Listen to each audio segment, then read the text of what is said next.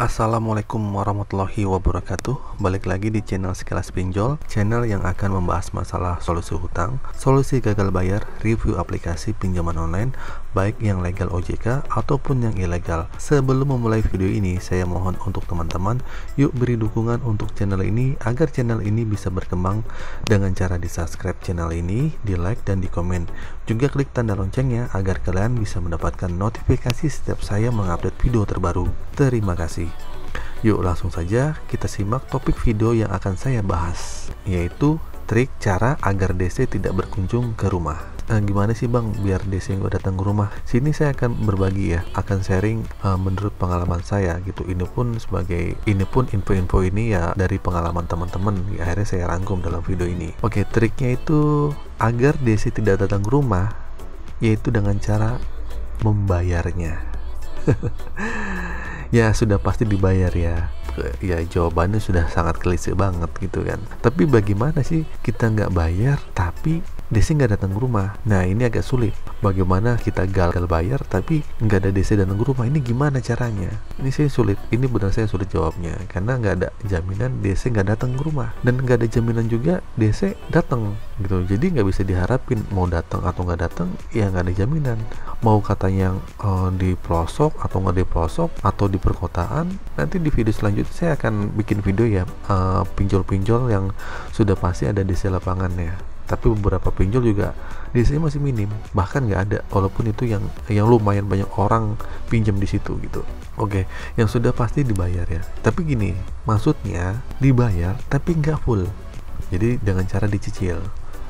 Ada beberapa pinjol yang bisa dicicil, tapi ada pinjol yang nggak bisa dicicil. Nah ini tergantung kita nego ke DC-nya aja. Nah mungkin kayak Kredivo, Akulaku, Shopee Pay, Shopee Later lah gitu. Mungkin ini bisa gitu kan, bisa dicicil di cicilan pertama gitu. Kalau misalnya itu bisa dicicil pertama, cicil aja gitu. Walaupun kalian sudah terlambat 3 atau 4 bulan, karena 3-4 bulan itu akan mengundang DC datang. Terus bagaimana cara dicicil?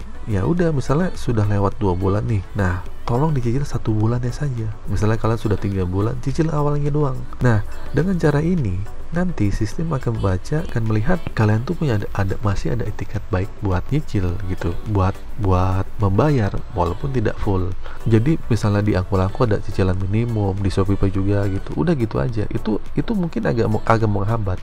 Walaupun DC datang bilang ya saya sudah bayar tapi saya mencicil gitu kan. Jadi kita masih punya alasan kalau ada DC datang. Tapi yang jadi permasalahan bang, bagaimana mau nyicil? Saya duit aja nggak ada. Jalan satu-satunya hadapi dan terima kenyataan, dan jangan pernah gali lubang tutup lubang. Saya selalu ngingetin di video sebelumnya, udah berapa video nih, saya selalu ngingetin jangan pernah gali lubang.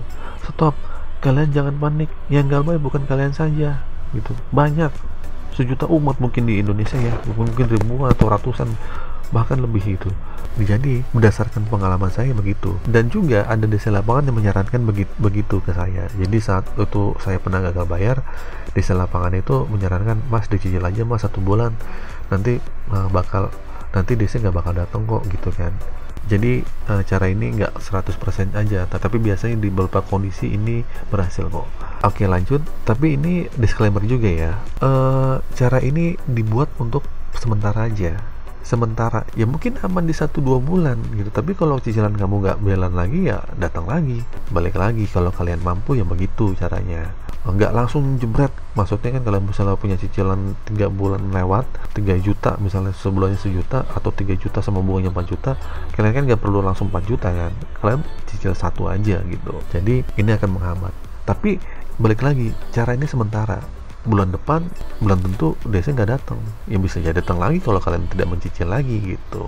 Tapi ini situasional ya, kondisi ini tergantung dari aplikasinya aja, dan mungkin kalian boleh sharing lah di kolom komentar.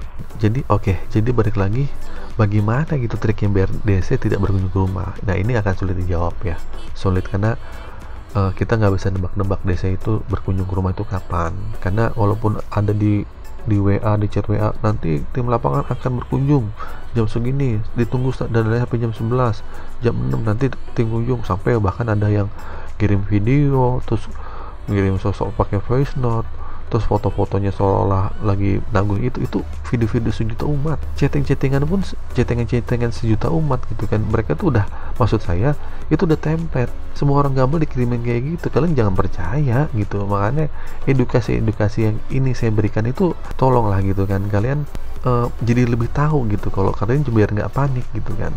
Maksud saya bikin video juga itu untuk penguatan mental kalian.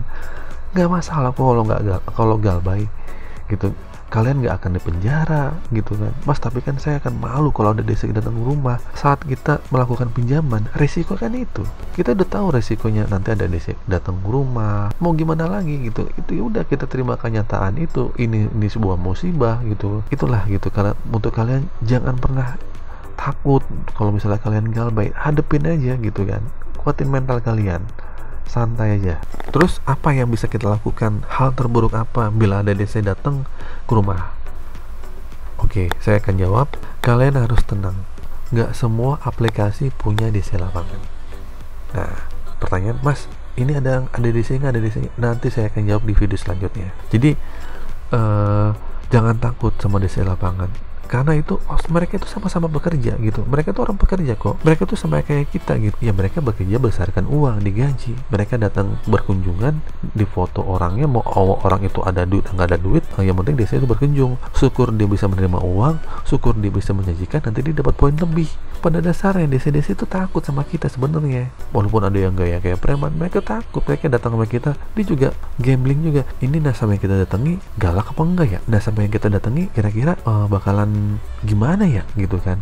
Jadi intinya dalam video ini, kalian tuh nggak usah pusing-pusingin mikirin DC apa, DC mana yang datang, DC ini datang apa enggak, nggak usah mikirin. Yang paling penting nih, coba kalian pikirin, yang paling penting pulihkan dulu ekonomi kita dulu.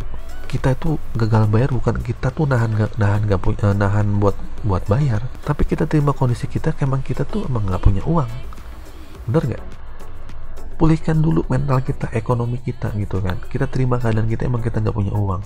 Kalau kita maksakan buat gali, itu sama aja nanti kalian tuh terjerat, terlilit malah makin dalam, ngeri di situ ya. Kuatin dulu ekonomi kita dulu. Kita mungkin kerja lebih giat, pikiran juga harus lebih tenang, jangan panik. Tata ulang mental kita dan psikologis kita itu paling penting. Semakin takut dan merasa malu, itu malah menjadi doa kita. Maksud gini, aduh kita takut nih, aduh takut DC udah bakal datang apa enggak ya gitu kan. Nanti malah jadi doa kita, bener DC datang, saat datang malah kita malah makin down. Jangan seperti itu ya, jangan ya teman-teman ya.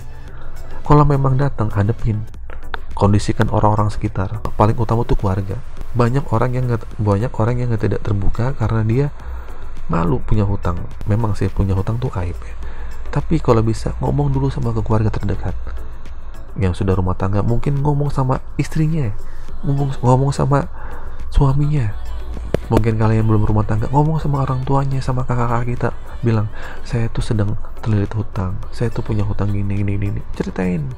Jangan sampai kalian sudah terlilit, sok-sok ingin menyelesaikan masalah ini sendiri, akhirnya malah makin terjerat. Mendingan kalian ngobrol dulu sama keluarga. Jadi suatu saat ada DC datang, ya keluarga sudah tahu.